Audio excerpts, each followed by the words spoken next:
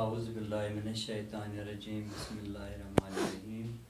میرے بچوں السلام علیکم ورحمۃ اللہ وبرکاتہ. 9th کلاس کے بچوں کے لیے کلاس ہے سبجیکٹ اردو. ٹاپک ہم افسانہ پڑھ رہے ہیں کل سے. تو افسانے کا نام ہے درد کا مارا.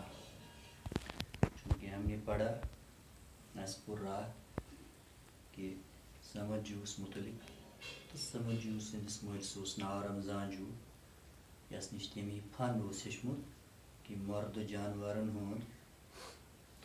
ہند امن مرد جانورن ہندس کھالس من اخ نو چیز فٹ کرن یہ تس من فن. رمضان جو ان پڑھ تھا لیکن خدا نے اس کے ہاتھوں میں ایسا جادو بھر دیا تھا کہ لوگ حیرت سے دانتوں تلے انگلیاں دبانے پر مجبور ہو جاتے تھے. رمضان جو یوس سمجھ جو مول سوس انور مگر خدا صبن ام سندس اتھن مز یُتھ جادو بورمت کہ لوک حیران گژھان دانتوں تلے انگلیاں دبانا. تم مجبور گژھان کہ تم حیران گژھان تم دندس تل انگلی رٹان امیک مطلب گو تم حیران گژھان حیران ہونا دانتوں تلے انگلیاں دبانا حیران ہونا.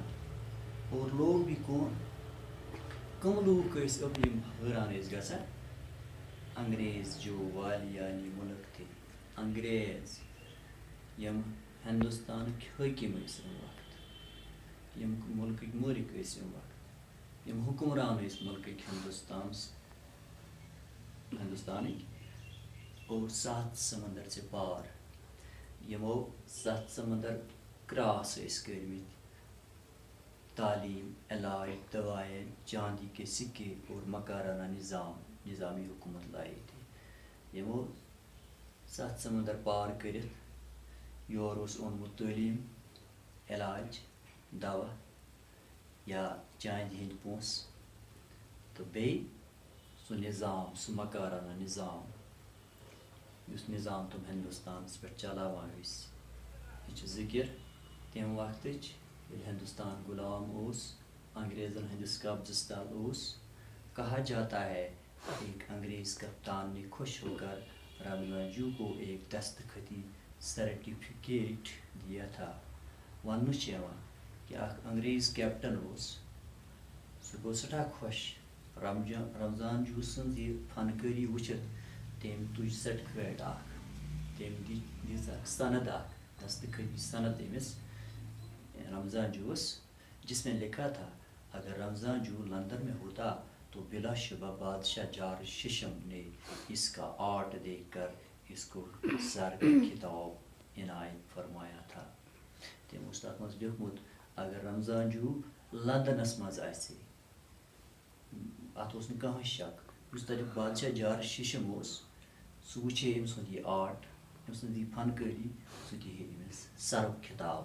سرک خطاب دن گورمنٹ کی طرف جان کام کرنس پہ گورمنٹ کی طرف سرک خطاب دن یت کن ڈاکٹر سر محمد اقبالس آمت دن.